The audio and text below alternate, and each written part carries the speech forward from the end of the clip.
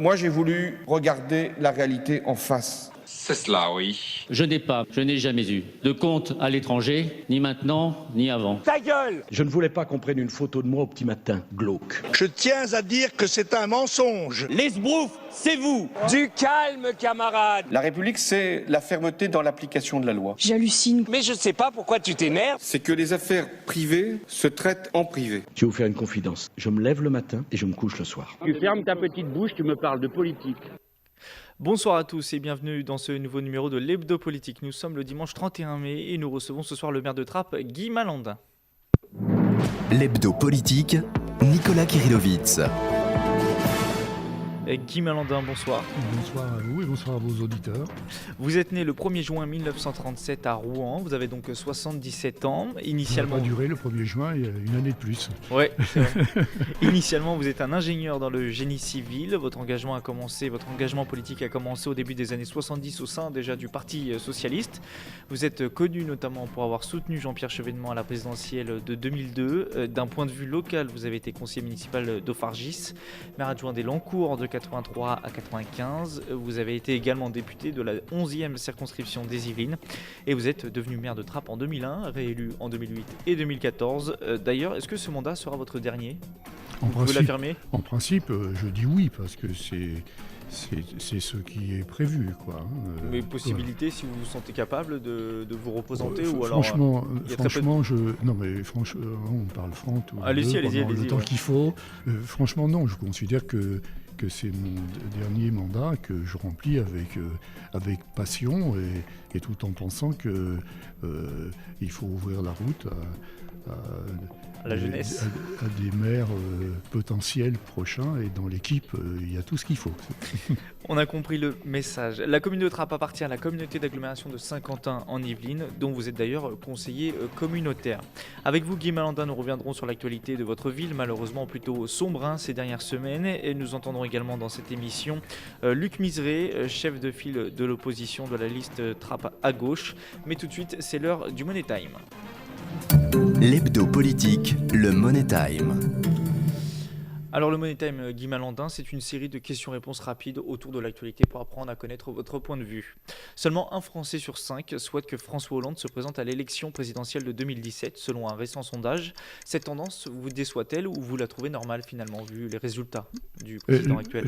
Elle me déçoit, vraiment, parce que je pense que la gauche, c'est pas pareil que la droite, et que chacun a ses défauts et ses réussites, mais que le côté humain, le côté social, j'allais dire souvent, c'est un mot que j'emploie, le côté fraternel, de l'expérience que j'ai en politique, qui est quand même de plusieurs dizaines d'années, est vraiment très, très présente, maladroite parfois, mais vraiment très présente dans l'action politique de la gauche. Alors il reste encore un petit peu de temps pour relever la tête et pour qu'il y ait cet élément qui, à mon avis, manque le plus, c'est la compréhension du destin politique qu'on donne au pays. Il y a besoin de clarifier ça. Qui a remporté la Palme d'Or à Cannes, le savez-vous ? Est-ce que vous savez qui a remporté la Palme d'Or à Cannes il y a quelques jours ? Alors c'est un film français dont j'ignore le titre. Le film, c'est de Jacques Audiard, le réalisateur Jacques Audiard, et le film s'appelle Dipan. Alors on suit dans ce film la vie de réfugiés sri-lankais dans la banlieue sud de Paris. J'ai le souvenir de ça, mais je ne me rappelais plus du titre, excusez-moi. Il n'y a pas de souci. L'UMP qui veut s'appeler les Républicains, est-ce que ça vous choque, vous, ou alors c'est une polémique inutile ? Non, ce n'est pas une polémique inutile. D'abord, on n'est pas là pour imiter les États-Unis entre démocrates et républicains. Ce n'est pas la même histoire. Nous, notre histoire, elle veut que les républicains se distinguent de toute une série de courants de pensée par leur attachement à la liberté, à l'égalité, aux droits des hommes et aux droits des femmes les-mêmes, à une constitution, à une liberté de vote, à la liberté d'expression, etc. Donc la République, c'est pour nous un socle presque d'idéalisme, de philosophie, de parcours, de destin, de passion, et le récupérer pour faire croire qu'un parti est devenu formidable, ça fait partie des jeux habituels du personnage qui veut ça, et ça n'a pas beaucoup d'intérêt. Les députés français ont voté des mesures contre le gaspillage alimentaire. Les supermarchés sont obligés de donner leurs invendus maintenant à des associations caritatives. S'agit-il d'une mesure démagogique ou satisfaisante selon vous ? Non, c'est une mesure qui me paraît utile devant la nécessité. La pauvreté existe en France et je le regrette, mais je le constate. Là où je suis placé, excusez-moi, dans ma fonction, je vois bien que ce n'est pas une image, c'est une réalité de gens qui attendent. Et plutôt que de gâcher, entrer en solidarité à travers les Restos du Cœur, la Croix-Rouge, peu importe, tous ces mouvements qui sont humanistes, qui sont solidaires, c'est mieux de les aider, les habitants, que d'aller remplir des décharges. Lors d'un référendum, les Irlandais ont voté en faveur du mariage homosexuel. Aurait-on dû avoir recours également au référendum en France, selon vous ? Ou alors la voie qui a été choisie était la bonne, finalement ? Bon, le Parlement, Sénat, Assemblée nationale, qui constitue le Parlement, est une délégation du suffrage universel. Autrement dit, il s'exprime normalement, j'ai quand même 14 ans d'expérience dans ce domaine, au nom du peuple. Après une réflexion, de temps en temps, il y a des petites bagarres partisanes qui ne sont pas au niveau de la mission qui est confiée aux parlementaires, mais sur le fond et dans le fil courant des lois qui passent, il y a une recherche de solidité républicaine. Bon, on aurait pu aussi, sur une donnée sociale, une donnée philosophique, voire idéologique, une donnée de croyance religieuse pour une partie de la population, qui est respectable du moment que l'État est d'un côté et les églises de l'autre, et qu'il n'y a pas confusion des gens. On aurait pu consulter la population, mais bon, le Parlement a ce pouvoir, et il n'y a pas eu de faute en demandant l'avis du Parlement. Très rapidement, dernière question du Money Time. Pour vous informer, vous êtes plutôt chaîne d'information en continu, le journal du 20h ou presse écrite ? Moi, je suis plutôt presse écrite et musique quand j'écoute la radio. L'hebdo politique. Place désormais au premier thème de l'hebdo politique. Nous allons aborder évidemment l'actualité tragique de ces dernières semaines à Trappes, avec deux jeunes qui se sont fait tirer dessus en début de mois. L'un d'entre eux est décédé, le jeune Moussa, 14 ans. Plus récemment, c'est une femme enceinte qui s'est fait également tirer dessus à Trappes. Est-ce que, monsieur le maire, vous craignez la loi des séries, comme on dit ? Est-ce que vous craignez aussi la montée de la tension dans la ville aujourd'hui ? Écoutez, je rappelle comme ça que la dernière fois qu'on a eu à déplorer l'assassinat, utilisons le terme, d'un jeune garçon, c'était en 2009 au collège Le Village, où déjà tout le monde était justement ému. Les services spécialisés ont retrouvé les auteurs, et ça n'a pas redonné vie aux garçons en question, mais ça a clarifié la situation. Ce n'étaient pas des gens de Trappes. Là, on est dans une situation où l'enquête n'est pas terminée, on a quelques éléments. C'est pour moi insupportable, pas seulement pour moi, pour la famille, pour la ville aussi, ces façons, ces tensions qui durent depuis le mois de janvier à peu près, depuis 6 mois, qu'on essaie de regarder, avec une grande présence des services municipaux, mais aussi des associations.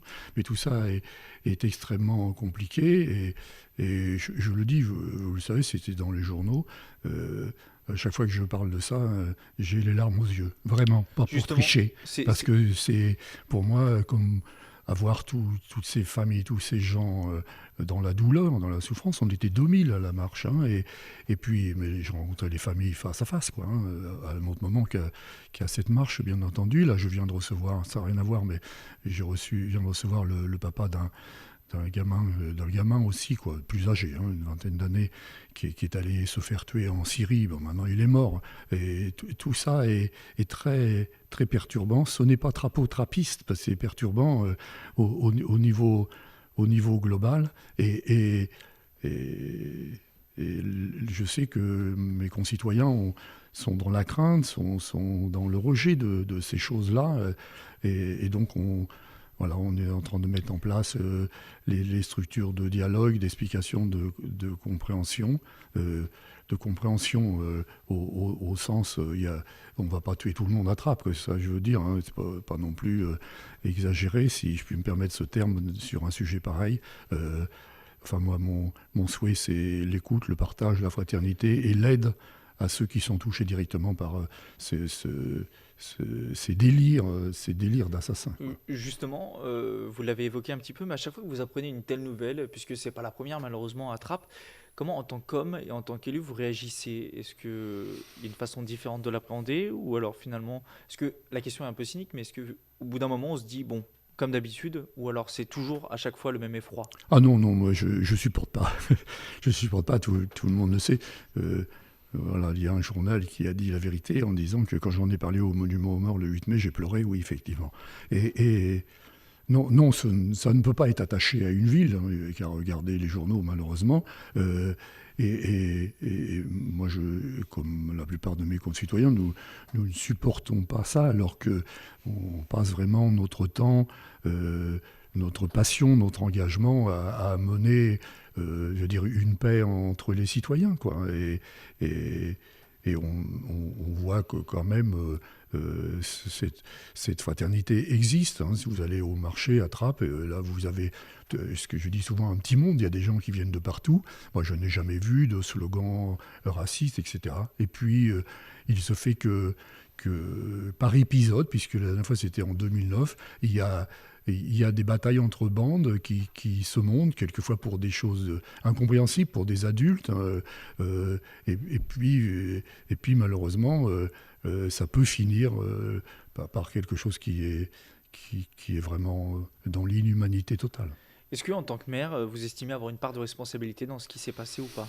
Le maire, il est responsable de tout. Mais dans les bons moments comme dans les mauvais. Voilà, mais franchement, non, parce que ça serait supposer qu'on allait laisser faire des choses. Non, on ne laisse rien faire. Et en même temps, les services spécialisés travaillent, les services municipaux travaillent dans tous les dialogues avec les centres socio-culturels, avec les structures socio-éducatives, avec les espaces jeunes et tout. Je ne dis pas que c'est parfait. Moi, je ne suis jamais tout à fait content de ce qui se passe, mais dire qu'il ne se passe rien, qu'il ne se fait rien, c'est faux.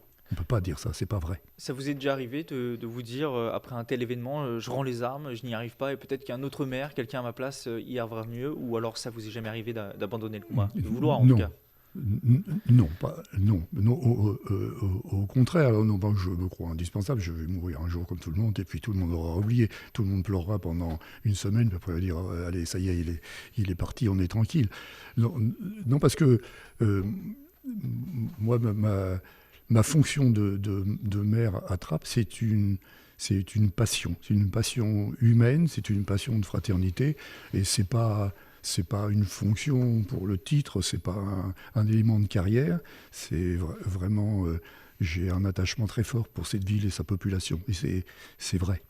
Alors en 2013, pendant l'été 2013, il y a eu quelques émeutes, les récentes fusillades dans des quartiers de la ville. Est-ce que vous disiez qu'il n'y a pas de problème principal à Trappes, en tout cas pas un problème commun, enfin uniquement commun à Trappes? Est-ce que c'est vrai? Est-ce que finalement Trappes est une ville de banlieue un peu difficile comme il y en existe malheureusement tant d'autres en Ile-de-France, ou alors est-ce qu'il y a un problème significatif à Trappes selon vous? Avec votre expérience en tant qu'élu. Je ne peux pas comparer avec d'autres villes, simplement ce que je sais, c'est qu'il y a encore dans certains secteurs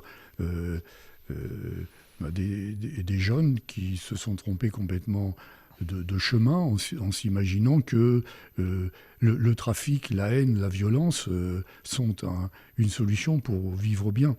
Non, en tout cas, financièrement, ça semble être le cas pour eux. Oui, mais de toute façon, qu'ils sachent bien qu'il ne peut pas y avoir... Il ne peut pas y avoir d'accord républicain, il ne peut pas y avoir d'accord social sur de tels parcours, et qu'en plus, c'est un parcours qui toujours à un moment donné se cogne contre un mur, et à ce moment-là, on regrette beaucoup.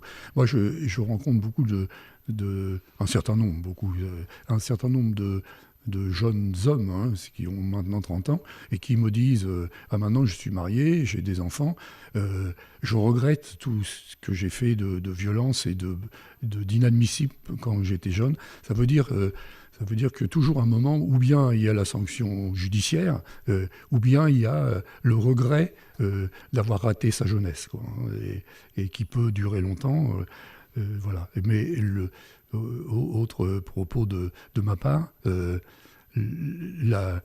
la possibilité d'humanisation, j'allais dire, hein, la possibilité de dynamique, de vie fraternelle est ouverte même aux plus coupables de ceux qui aujourd'hui font des bêtises. parce qu'il y a toujours quelque chose chez les personnes qui peut changer l'attitude et faire que, oui, je change.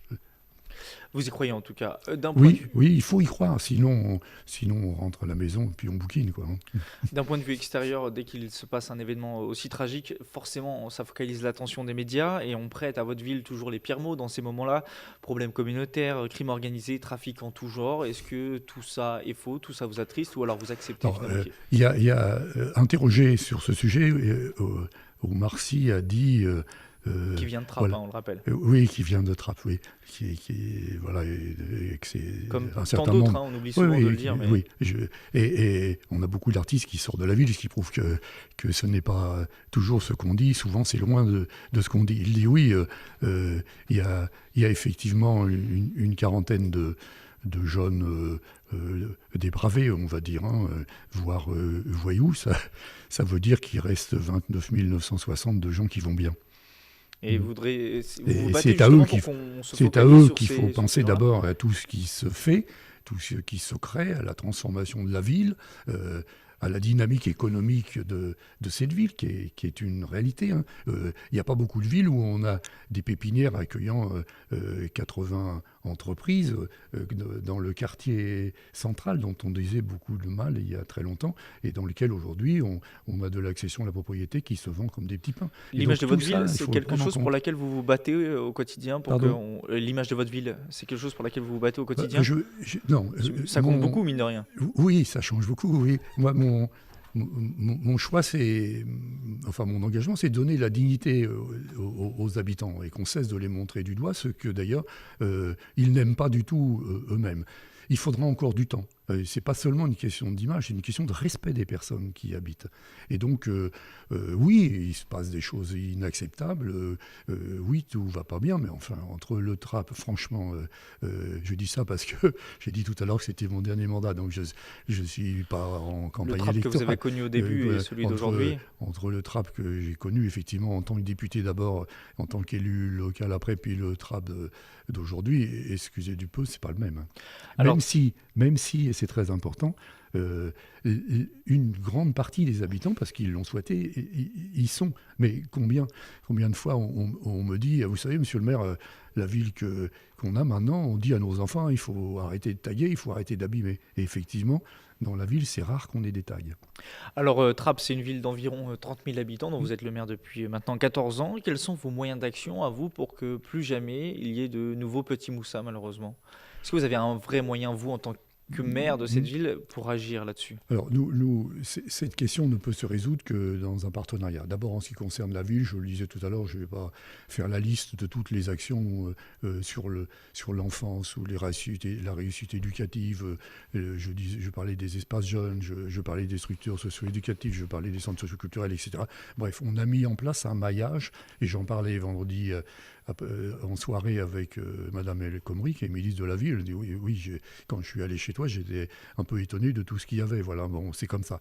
On peut encore faire des choses, mais en même temps, des problèmes comme ça se résout avec des partenaires, des services spécialisés. Et les services spécialisés, pas seulement la police, mais le club de prévention, etc. Tout le monde est au boulot là-dessus. Mais c'est beaucoup plus compliqué qu'on ne le pense, avec une raison fondamentale. Il n'y a pas une potion magique. Il n'y a pas de potion magique, sinon le maire de Marseille l'aurait utilisé depuis longtemps. Je connais bien M. Gaudin et j'ai beaucoup de respect pour lui. Mais c'est plus lui qui est maire d'ailleurs. Et c'est ça, il n'est plus maire. Non, il n'est plus maire, exactement. Mais enfin bref, je l'ai connu quand il exerçait cette fonction. Les quartiers nord de Marseille, c'était autre chose que Trappes. C'est pourquoi je me permets cette comparaison. Non, c'est beaucoup de temps, c'est beaucoup d'actions des parents, c'est beaucoup d'actions éducatives et c'est aussi ce que je disais tout à l'heure, plutôt que... je pense pas, excusez-moi, je vais être un peu brutal, mais je pense qu'on a fait deux erreurs politiques fondamentales. La première, c'est de supprimer le service national. Je dis bien le service national, qui n'est pas forcément militaire. C'est-à-dire que pendant 10 mois, on apprend à lire ou à écrire quand on ne sait pas, on se lève le matin, enfin bref. Il y a un contact avec, l'organisation de la vie personnelle et collective, et ça n'existe plus. Voilà. Il n'y a rien qui remplace. Et le François deuxième Hollande qui a point, proposé qu'on pourrait lancer un genre de partenariat civil pour les jeunes qui souhaiteraient... oui, c'est pas la même chose parce que c'est pas obligatoire. Voilà, ce ne serait pas obligatoire sur la base du volontariat. Donc ceux qui sont dans la dérive, c'est pas obligatoire, ils iront pas. Et donc ça, c'est un premier point. Quand je dis ça, on dit il est complètement vieux jeu. Non, je suis pas complètement vieux jeu et je ne suis pas ni guerrier ni militariste. Mais c'était un socle de rencontres, de formation, de partage, etc., de recherche d'équilibre. Et quand ils en sortaient, hein, les jeunes, on est connus pas mal au 501e régiment de chars de combat quand j'étais député de Rambouillet, ils sortaient différents de la façon dont ils étaient rentrés. Et le deuxième élément, c'est qu'on a supprimé trop de lieux de rééducation au sens noble du terme qui était tenu par la protection judiciaire de la jeunesse. Il y avait par exemple à Émancé un lycée professionnel où au lieu d'aller en prison, on allait passer un examen. Et donc il faut arrêter de croire que la prison est le remède. Non, l'éducation est le remède. L'éducation est le remède, pas la prison. Alors quelquefois, il faut aussi, la loi est la loi, mais en même temps, la moitié des jeunes gens qui sont pris comme ça en faute dans une dérive, c'est plutôt de la rééducation ou de l'éducation, du partage, de l'écoute, de la compréhension qu'il leur faut plutôt que de la prison. En tout cas, c'est mon point de vue et j'y tiens beaucoup. Et on a posé d'ailleurs cette question des moyens à mettre en place à Luc Miseré, conseiller municipal d'opposition de la liste Trappe à gauche. Je vous propose de l'écouter. La problématique qui est la nôtre, c'est une présence humaine supérieure à tous les niveaux. Alors à la fois en nombre et en qualité. Présence humaine supérieure d'animateurs de rue, d'animateurs de proximité, d'éducateurs de rue, d'éducateurs spécialisés, de proximité, de police aussi, mais également d'éducateurs sportifs, d'intervenants sur le domaine culturel, artistique, socio-culturel. Pour ça, la ville a besoin de moyens supplémentaires. C'est pour ça que Trappe à gauche a voté contre le budget de la ville parce qu'il estime qu'il ne répond pas aux besoins de ses habitants. Donc l'État doit intervenir de manière beaucoup plus importante dans nos quartiers. En même temps, il y a d'autres institutions comme la CASKI qui revoit de manière très drastique ses subventions aux associations. Par exemple, le soutien aux équipements, c'est dans une période comme celle-là, c'est exactement le contraire de ce qu'il faut faire. Donc quelles sont les actions qui sont entreprises auprès de ces différentes institutions pour nous donner les moyens de faire mieux? Alors, petit aparté, Monsieur Gaudin est toujours maire de Marseille. Et puis moi, je vous j'ai confirmé l'erreur, donc c'est pour ça qu'on revient dessus. Je m'excuse auprès de lui, on avait fait la même erreur. Ouais, on a fait l'erreur, voilà. Bon, allez. Sur ce que vient de dire Monsieur Miseré, qui dit qu'il faut plus de moyens, des moyens supplémentaires, que ce soit d'un point de vue sécuritaire, mais surtout sur le monde associatif et culturel. Vous partagez ce point de vue, vous aussi? Nous, la ville, après le reste,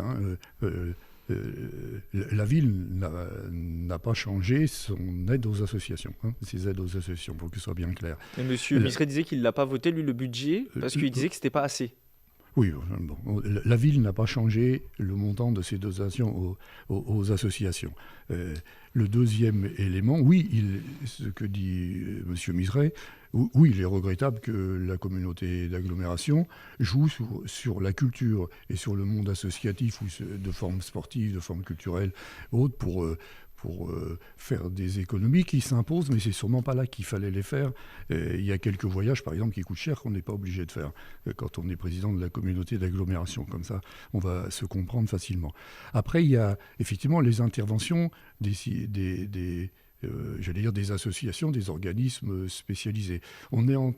Ça existe d'une part, mais on est en train de restructurer, mais avec le temps qu'il faut, parce que dire, ça va vite, faire, c'est beaucoup plus long. Et donc, on travaille, il y a plusieurs associations de mamans qui viennent de se créer, on va les aider. Les mamans et les papas dans cette action-là une part importante, c'est leurs enfants, pas forcément ceux qui sont dans l'association, mais globalement, les parents ont une forte dimension. Et puis je suis allé, pour répondre au globalité de la question, je suis allé vendredi en rencontre, je le disais tout à l'heure, je crois, avec Madame El Khomri, qui est ministre de la Ville. On a travaillé pendant 2 heures avec le préfet de région et le préfet du département, justement pour rectifier un certain nombre de manques qui avaient été transmis à la ville avec des baisses de subventions comme la réussite éducative, par exemple. On nous avait coupé en 2. Je suis à l'État, là. On avait coupé en 2, donc j'ai fait rétablir la deuxième moitié, etc., de façon à ce que tout ça agisse dans un même chemin, un même accord qui est celui du respect des autres et de la citoyenneté. Alors nous avons fait l'interview téléphonique également de M. Nasrou, conseiller municipal d'opposition également, classé lui à droite. Malheureusement, nous avons un souci technique et nous ne pourrons pas l'entendre dans cette émission. Il nous a tout de même fait part et mentionné des problèmes de sécurité à Trappes et demande lui plus de moyens pour la police municipale. Est-ce que c'est une piste également envisagée après ce qui s'est passé au mois de mai? Ce monsieur fait beaucoup de confusion, donc avec le temps il apprendra. La police municipale a des fonctions extrêmement précises qui sont l'appui à la population. Je dis souvent, en tout cas c'est ma conception, et il y a encore 5 ans à attendre pour en changer, j'ai dit ce sont les gardes champêtres urbains. Ça veut dire que ce sont des personnes qui ne sont pas armées d'abord, qui sont en dialogue avec la population, qui vont, à ma demande ou à la demande d'un adjoint, à tel endroit, causer avec tel habitant parce que les voisins se sont plaints. Enfin bref, on voit, c'est de la relation en même temps qu'ils peuvent mettre des contraventions et tout. Donc pour moi, j'ai une police municipale de dialogue, d'explication, voire de formation et de contact très, très serré avec la population. Quand on est dans ces systèmes-là, on est au niveau d'une police spécialisée. Et c'est vrai, et je le dis aussi, c'est vrai que nous sommes en zone de sécurité prioritaire et qu'il m'est dit de façon fréquente que parfois, quand il y a des malheurs comme celui dont on a parlé au début de l'émission, le manque de personnel spécialisé se fait sentir. Alors évidemment, dans les 8 jours qui suivent, on a beaucoup de monde pour éviter qu'il y ait des propagations de ces excès inacceptables. Mais après, on est dans cette situation. Avec un élément extrêmement positif à Trappes, c'est qu'il y a un pôle psychosocial au niveau du commissariat qui s'occupe avec beaucoup d'attention et beaucoup de compétences, des psychologues, etc., des victimes et pas seulement des auteurs de mauvais coups, quoi. En tout cas, pour vous, la réponse ne se trouve pas au niveau des effectifs de la police municipale. C'est pas en augmentant... Non, absolument pas. J'ai déjà répondu en conseil municipal à la question de ce monsieur. Non, ce n'est pas la fonction de la police municipale. Il y a une police nationale qui tient constitutionnellement au pouvoir régalien de l'État.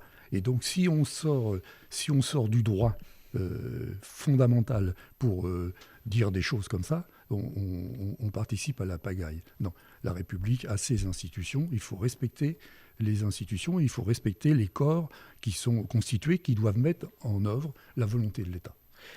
Est-ce que le fait d'avoir un ancien ministre dans son équipe municipale, Benoît Hamon, est-ce que c'est un relais important quand il faut se faire entendre, comme après les événements du début du mois de mai ? Pour moi, c'est difficile de répondre parce que c'est d'abord un copain. Peut-être le mot ne convient pas, mais c'est un ami, quoi. Si je lui ai proposer de forcément, venir, ça aide, c'est un avantage. De venir sur Trappes, c'est que c'était un ami. Voilà. Bon. Et on y fait très attention, là aussi. Quand il y a besoin d'une aide de caractère officiel, je vais dire, de caractère lourd, pesant. Voilà, Benoît était avec moi chez El Khomri vendredi, Benoît Hamon. C'est normal, là, c'est dans sa fonction de député. En même temps, je ne voudrais pas qu'on imagine ce que j'appelle des passe-droits. Non, d'accord. Non. Moi, j'ai toujours été contre et personne ne peut prouver que j'ai eu un jour utilisé d'un passe-droit, soit par l'intermédiaire d'un ami, soit par une structure. Non, la rigueur, c'est aussi la République.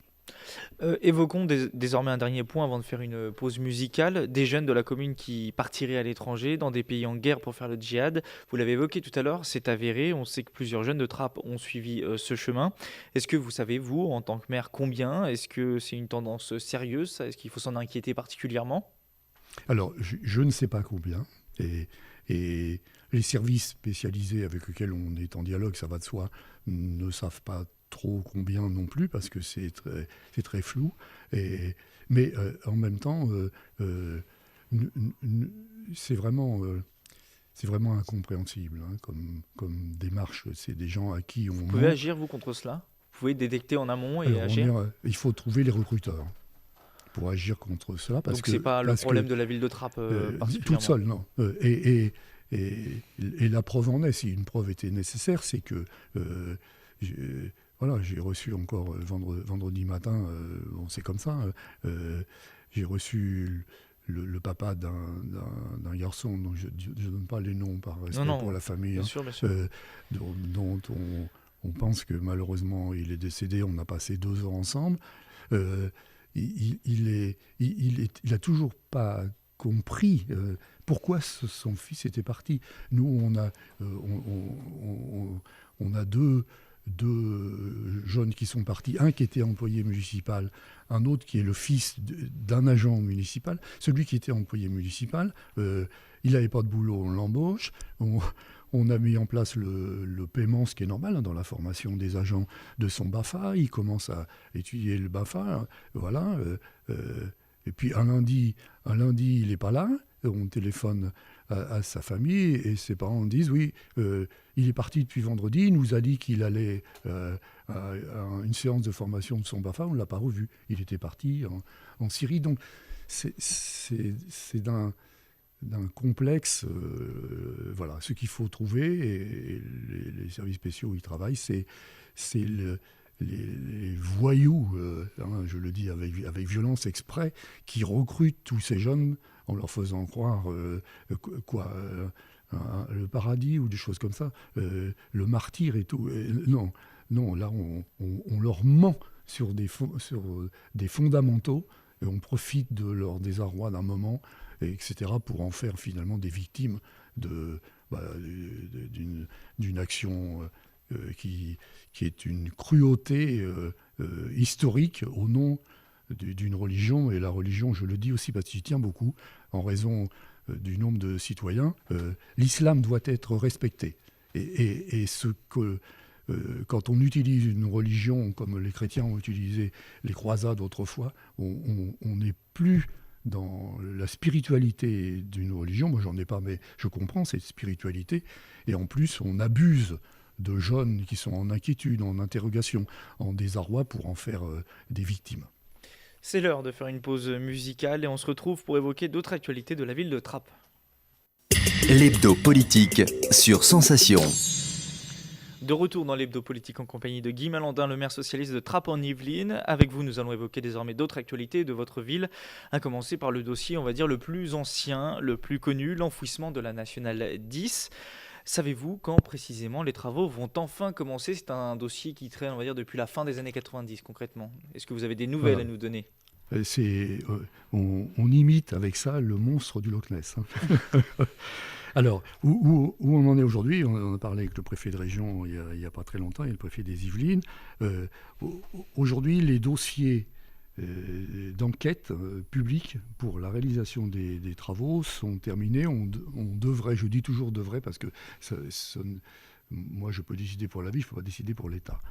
On devrait faire cette enquête publique après les vacances, puisqu'en juillet-août, on n'a pas le droit de les faire. Après, on rentre dans la phase appel d'offres, etc. Aujourd'hui, deuxième point, les financements sont assurés. C'est 100 millions d'euros à peu près 110 millions. 110 millions. Oui. Combien pour la ville de Trappes ? On a aujourd'hui 110 millions.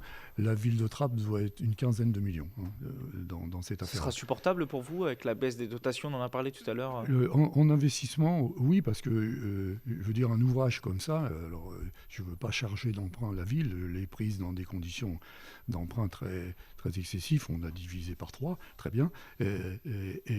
Mais en même temps, c'est un ouvrage à long terme, donc je ne suis pas obligé de payer cash, comme on dit. On peut étaler ça longtemps avec des prêts spécifiques de la Caisse des dépôts. Et donc, voilà, on a commencé en 98. On est aujourd'hui en capacité de commencer les travaux fin 2016, début 2017. Voilà. Est-ce que ce projet, la Nationale 10, pour vous qui êtes aux commandes de la mairie depuis 14 ans, c'est le projet et celui qui vous tient le plus à Écoutez, cœur? pour moi, ce sera vraiment un grand plaisir. Depuis 98, on se bagarre pour ça. Et puis, c'est tellement évident que quand j'y pense, je me dis, mais non d'une pipe, ce pays roupie, quoi. Il fait pas attention à ce qui se passe. 80 000 véhicules jour qui traversent Trappes, passent entre Elancourt et La Verrière, et Maurepas, et puis traversent à nouveau coupant de Coignères. C'est invraisemblable. Une autre actualité touche votre ville, c'est celle... Je suis pas facile. C'est celle de la réforme des rythmes scolaires. L'emploi du temps des élèves de la ville pourrait encore évoluer à la rentrée. Non, les dernières réunions, les questions se sont posées. Les questions se sont posées, mais... Voilà, il y a donc eu des réunions et des débats, des réunions de travail organisées avec l'académie, avec les parents d'élèves, avec les enseignants. Tout ça, c'est mené par Janine Marie, première adjointe, qui s'occupe de ça. Et les horaires restent les mêmes. Voilà le résultat de toutes les négociations. C'est un casse-tête, cette réforme des rythmes scolaires, ou quel bilan vous en tirez-vous dans votre ville? Je pense que c'était compliqué à mettre en œuvre, d'autant que tout le monde n'était pas acteur. Certains étaient freineurs, je ne sais pas si ça existe, appuyés, crispés sur l'arrêt. Certains aussi conduisent leur mission en regardant dans le rétroviseur alors que les problèmes sont devant. Enfin bref, on a commencé la première année. Cette année, moi je n'ai eu, je le dis, c'est comme ça. La première année, j'ai eu des grincements de dents, voire des manifestations. La deuxième année, là, c'est celle qui va se terminer, là, scolaire. Beaucoup de dires de parents, c'est bien pour les mômes. Un problème, c'est la fatigue des maternelles. Donc ça, c'est un problème qui n'est pas traité, mais qui devrait l'être au niveau national. J'ai déjà demandé. On ne peut pas avoir le même rythme pour des pitous de 4 ans que des enfants de 10 ans. Et là, les débats ont eu lieu, les conversations, les négociations, et on garde les mêmes horaires. Voilà, et nous, on poursuit la culture, le sport, la lecture, le cinéma, enfin toutes les activités qui ont été mises en jeu. Ça coûte globalement, parce que tout le monde est intéressé par ça, ça coûte globalement 1,5 million, dont 650 000 pour la ville. Un mot maintenant sur la pépinière d'entreprise Promopol, sujette à des problèmes financiers importants. La ville de Trappes va reprendre le contrôle des zones qui sont sur son territoire, en accord avec la communauté d'agglomération qui gérait initialement l'ensemble de la pépinière depuis 2007. C'est une bonne nouvelle pour Trappes, ce retour dans votre giron? Non, j'aurais préféré que ça fonctionne. Sinon, on aurait fait en gestion directe, on n'aurait pas lancé un appel de DSP. Bon, beaucoup de choses complexes, vraies, fausses, où tout se raconte là-dessus. Moi, j'ai dit il y a 2 ans maintenant, en voyant que ça ne fonctionnait pas comme prévu je suis au plan financier, ça ne fonctionnait pas comme prévu, que j'étais tout à fait partisan de mettre fin à la DSP et de gérer ça de façon directe. Bon, ça sera comme ça à partir du 1er juillet. Ce qui importe la majorité du conseil municipal, c'est que les pépinières villages qu'on a implantées dans le quartier des Merisiers, qui aujourd'hui pour une est pleine, pour l'autre est occupée à 85%, est une vie économique durable et paisible. Pour terminer cette émission, on redonne la parole à Luc Miseret, conseiller municipal d'opposition pour la liste Trappes à gauche. Il vous interpelle non pas sur la réforme des rythmes scolaires ou sur Promopol, mais pour lui, c'est la démocratie locale le problème. Oui, il y a des comités de quartier, oui, il y a des instances qui existent, mais quand, par exemple, je ne peux que m'étonner qu'au dernier conseil municipal, qui était celui qui venait juste après la mort tragique de Moussa Conté, eh bien, on n'ait même pas fait allusion à ce sujet-là, et que quand je suis intervenu, parce qu'on a la possibilité d'intervenir sur un autre sujet que le sujet à l'ordre du jour en fin de conseil municipal, eh bien, il n'y a eu aucune réponse. Alors je sais bien que c'est soi-disant la règle. Eh bien, la démocratie, les règles, elles doivent s'y adapter aussi pour faire en sorte qu'on ait des réponses plus concrètes. C'est comment on associe l'ensemble de la population. Sauf à penser que certaines personnes sont des esprits supérieurs qui vont trouver toutes les solutions, eh bien, on a peut-être intérêt à associer très largement, sans souci de contrôle, mais dans le souci d'une meilleure dynamique au sein de la ville. Vous répondez quoi à cette interrogation de la part de Rien l'opposition du sur la tout. démocratie locale? Rien du tout. Voilà, je veux dire que je connais les origines de tout ça. La démocratie, c'est pas là qu'on va l'apprendre. La démocratie sur Trappes, elle s'exerce pas sur les discours des élus, elle s'exerce sur la vie des habitants. Et donc, nous avons l'entraînement, si je puis dire, enfin l'habitude de travailler avec tous les habitants sur les rénovations urbaines, sur les décisions concernant leur quartier, etc. Nous allons procéder dans les 15 jours qui viennent à l'élection de nouveaux comités de quartier, dont je rappelle que ça a au moins l'originalité suivante. La démocratie vue de notre regard et de nos habitudes, c'est que est candidat qui veut et vote qui veut. Ce n'est pas des candidats désignés par le maire. Je connais bien des mairies où les membres des comités de quartier sont désignés par le maire. Là, ce n'est pas le cas. Et donc, bon, c'est très bien. Pour terminer cette émission, quel message vous voulez faire passer sur la commune de Trappes pour les habitants, pour les autres personnages politiques? Est-ce que c'est un message de rassemblement et d'apaisement? Oui, continuons à bâtir la démocratie et la fraternité, la vraie démocratie et la fraternité. Et donc, les habitants savent bien que mon ambition, ma présence auprès d'eux, elle est dans ces perspectives-là.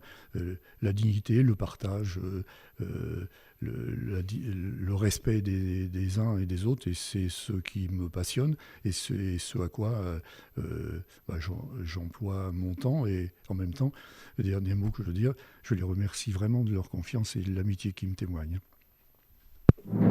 L'hebdo politique, Nicolas Kirillovitz. C'est la fin de cette émission. Merci Guy Malandin d'avoir répondu à nos questions. Je rappelle que vous êtes le maire de Trappes en Yvelines. Cette émission, vous pouvez la réécouter à volonté sur radiosensation.fr. On se retrouve la semaine prochaine pour un nouvel hebdo politique à 18h sur Sensation Yvelines. L'hebdo politique sur Sensation.